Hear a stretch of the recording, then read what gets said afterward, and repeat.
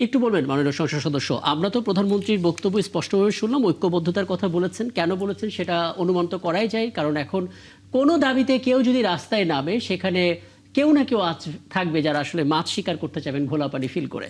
কাজেই সেই জায়গা থেকে ঐক্যবদ্ধতার প্রয়োজন আছে। কিন্তু এমন একটা সময় আমরা এই কথাটা বলছি যখন আসলে গণভোট ইস্যুতে, জুলাই সনদ ইস্যুতে এখনো আসলে খুবই নাখোশ বিরোধী দল, এবং তারাও আসলে সরকারের পক্ষ থেকে আস্থাটা পাচ্ছে না, যে কারণে যে কমিটিটা তৈরি করা হয়েছে সংশোধন কমিটি সংবিধান, সেখানেও তারা থাকতে চাইছে না। কি বলবেন?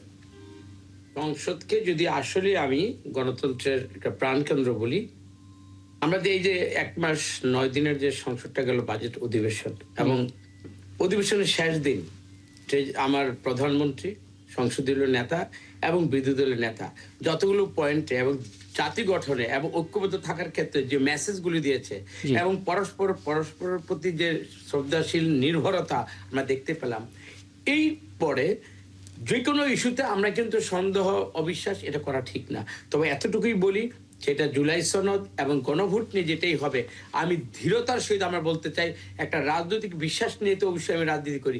আমি তারেক রহমানকে আমি যেভাবে দেখছি, ওনার মাধ্যমেই ওনার বদান্যতা না, ওনার যৌক্তিকতা এবং দেশকে এবং গণতন্ত্রের প্রতি ওনার যে কমিটমেন্ট এবং সার্বভৌমকে টিকে রাখার স্বার্থে ফ্যাসিস্টের বিরুদ্ধে আমাদের সবাইকে যে ঐক্যবদ্ধ থাকতে হবে, এই স্পিরিটটাকে উনি যেভাবে ধারণ করছেন, আমি মনে করি মাঠে যাই কথা হোক, মাঠের সব কথা কিন্তু আমি ধরতে হবে না।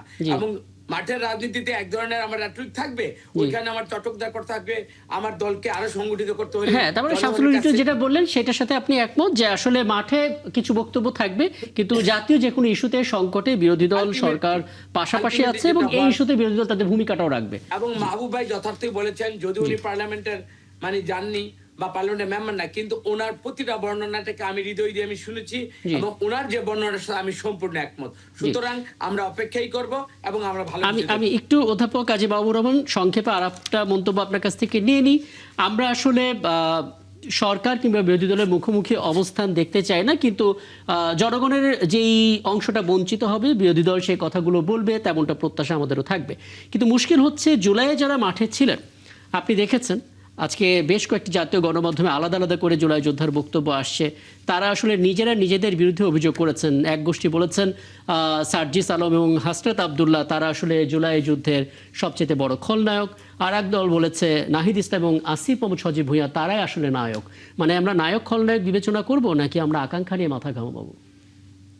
আপনাকে আবার ধন্যবাদ। বিষয়টা হলো, আমি আপনার এক শোতে হয়তো বলেছি, জি, অনেকদিন ধরেই বলে আসতেছি যে আপনি একটা এই যে জুলাইকে নিয়েও কিন্তু আইনি আলোচনা প্রচুর, জি, রাজনৈতিক আলোচনা কিন্তু নাই, সামাজিক আলোচনা নাই। আপনি যদি একটা বিপ্লবকে, গণঅভ্যুত্থানকে টেকসই করতে চান, জি, তাহলে এটাকে সামাজিকরণের গুরুত্ব দিতে হয়। সামাজিকরণের ক্ষেত্রে কিন্তু কারোর কোনো মাথা ব্যথা আমি দেখতে পাচ্ছি না। আইনি প্রক্রিয়ার মধ্যে দিয়ে আপনি আপাতত কোনো কিছুকে দাঁড় করাতে পারবেন, কিন্তু সামাজিক যদি স্বীকৃতি না পান, তো সেখানেই, যেখানে সামাজিক স্বীকৃতিটার মধ্যে বিভেদ আছে বিধায় আজকে তারা এই কনফ্লিক্টে জড়িয়ে পড়েছেন। এখন এই থেকে বের হবেন কিভাবে? বের হতে পারবেন। বের হওয়াটা হয়তো কোনো কোনো বিষয়ে রাজনৈতিক সবকিছু তো ক্ষমতা প্রতিদ্বন্দ্বিতা, সেই প্রতিদ্বন্দ্বিতার জায়গা থেকে হয়তো এটা কিছু অভিমান, মানবাভিমানের মধ্যে আছে। আপনি দেখেন, এটা হঠাৎ করে এসেছে। যদি কেউ এই অভিযোগটা করে থাকে, তাদের কিন্তু প্রমাণ করাও আবশ্যকতা রয়েছে, যাদের বিরুদ্ধে অভিযোগটা করছেন যে খলনায়ক বা কিছু।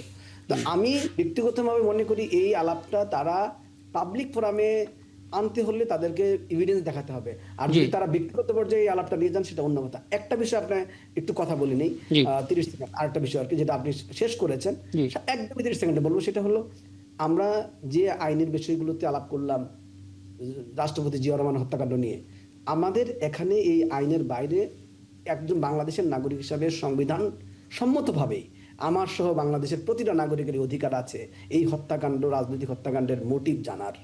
সেই কারণে আমি বলেছি একটা স্বাধীন কমিশন লাগবে, যেমনি ভাবে আপনি মিডিয়ার বিদ্রোহের ক্ষেত্রে করেছেন, আপনি অন্যান্য ক্ষেত্রে করছেন, এক্ষেত্রেও আপনি একটা স্বাধীন কমিশন করতে পারেন। মার্শাল ল না দিয়ে যে কোনো অপরাধীকে কিন্তু আপনি বিচার করতে পারেন আবার সিভিল কোর্ট। এখন মাহবুব ভাই, আমি একটু, আমাকে না বলতে দিলে আমার একটু মানে আমার কষ্ট থেকে যাবে। শুধু এইটা নয়, আজকে মুজাফফর ধরা পড়েছে, আপনার আমাদের মনে পড়ে জেনারেল এই যে মঞ্জুরকে যে হত্যাটা করা হলো, আমরা কিন্তু হত্যার মধ্যে দিয়ে কিন্তু আমরা এটা মানে সঠিক আমরা জহির রহমানের হত্যাটা আমরা কেন হয়েছে আমরা জানতে পারিনি। জি। ওকে যদি বাঁচিয়ে রাখা যেত এরকম জেনারেল এরশাদ কিন্তু তাকে মেরে ফেলেছে। সুতরাং মুজাফফর আছে, আমি অন্তত এতটুকু চাবো মুজাফফরের মাধ্যমে পুরো একটা facts finding, কেন শহীদ পুরো করেছেন একটা জহির facts রহমান। finding মানে- mission। আমরা আসলে আলোচনাটা কিন্তু এই দিকে নিতে চেয়েছি এবং এই ব্যাপারটাতে সবারই একমত আমরা পেয়েছি। আমি সবশেষ জনাব লেফটেন্যান্ট জেনারেল কামরুজ্জামান আপনার একটা মতামত দিতে চাই। আমরা যেটা কাজী মাহবুবুর রহমান বললেন যে আমরা আসলে সামাজিকভাবে একটু দেখার চেষ্টা মানে এক ধরনের কমই হয়, কখনো কখনো রাজনৈতিক আলোটাও আমরা ফেলি না, যে কারণে আসলে নিজেদের মধ্যে কনফ্লিক্টটা তৈরি হয়। জুলাইয়ে যারা আন্দোলন করেছিলেন তাদের মধ্যে মতভেদ থাকতে পারে, কিন্তু দিন শেষে তারা সবাই মাঠে ছিলেন এবং তাদের কারণে একটা শক্তি, পলাতক শক্তি, ফ্যাসিস্ট শক্তি তারা চলে গেছে। কাজে এই জায়গাতে এসে নিজেদের মধ্যে তো আসলে বিভেদ তৈরি করার কোনো সুযোগ নেই, কিন্তু এটা আসলে কতটা ভোগাচ্ছে আপনি কি দেখেন? আমি সম্পূর্ণভাবে একমত ওনার কথার ব্যাপারে, জি। যে আমাদের যারা মেম্বার অফ পার্লামেন্ট হন ভোটের আগে, জি। ওনাদের কিন্তু অনেক সামাজিক কমিটমেন্ট থাকে, কিন্তু ভোট হয়ে যাওয়ার পর ওনারা সংসদে এসে অনেক ইয়ে করেন। ওনাদের সকলের প্রতি শ্রদ্ধা রেখে আমি যেটা বলবো, আমি প্রয়াত রাষ্ট্রপতির আবার উদাহরণ টেনে আনছি। আমি ফৌজদারহাট ক্যাডেট কলেজে ওই সময়ে যখন ইন্টারমিডিয়েট পরীক্ষার প্রস্তুতি নিচ্ছি, তখন কিন্তু রাষ্ট্রপতি জিয়াউর রহমানের এই সামাজিক আন্দোলনের অংশ হিসাবে আমাদের 50 নম্বর ছিল এইচএসসিতে, যে 2 জন নিরক্ষর ব্যক্তিকে স্বাক্ষরগান করে তুলতে হবে 25, 25, 50। এবং এটা কিন্তু ওইটা পরীক্ষা, এটা আপনার এক্সটার্নাল ইন্টারনাল মিলে ওই নিরক্ষর ব্যক্তির আগের তার স্টেট এবং পরবর্তীতে আমি তাকে যখন অক্ষরগান দিলাম তার কি স্টেট, এটার উপরে ভিত্তি করে 50 মার্কের নম্বর ছিল। তো আমাদের এই যে যুব সমাজ, ছাত্র সমাজ, এই আমরা কিন্তু শিক্ষাটাকেও এখন পর্যন্ত ওইরকম গণমুখী সমাজমুখী করতে পারিনি। তো আমি মাহবুব ভাই এবং সকলের সাথে আমি একমত যে রাজনীতিতে বিরোধী দল থাকবে, এটা সংসদে আপনার যে কোনো একটা ইস্যু নিয়ে তর্ক বিতর্ক করার জন্য, কিন্তু দেশের বিরুদ্ধে তো কেউ না, সবাই দেশের পক্ষে, সবাই ভালো চায়। যারা আপনার সরকারে থাকেন তারা যেরকম ভালো চায়, বিরোধী দলও ভালো চায়, সকলেই ভালো চায়। তো এর জন্য আমাদেরকে ওইরকম সামাজিক দায়বদ্ধতা এনে আমাদের সকলকে ওইরকম রেসপন্সিবল করে আমাদের মধ্যে এথিক্স এবং অ্যাস্থেটিক্স এগুলোকে জাগ্রত করে আমাদের এগিয়ে যেতে হবে। অনেক ধন্যবাদ চমৎকার পরামর্শের জন্য। সবশেষ মন্তব্য শামসুল আলম লিটন। জি।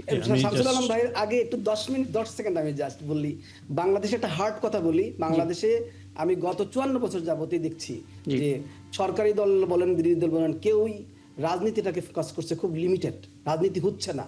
এখনো যদি 5 আগস্ট পরে রাজনীতি না হয়, সামাজিক স্বীকৃতি কিন্তু খুব মারাত্মক ঘাটতি দেখা দেবে। সংসদ বিতর্কের জায়গা নয়, সংসদ হলো আইন প্রণয়নের জায়গা। এটা সংসদ সদস্যদেরকে মাথায় রাখতে হবে। চমৎকার। এই মন্তব্যটা একদম সময় শেষ, একদম শেষে।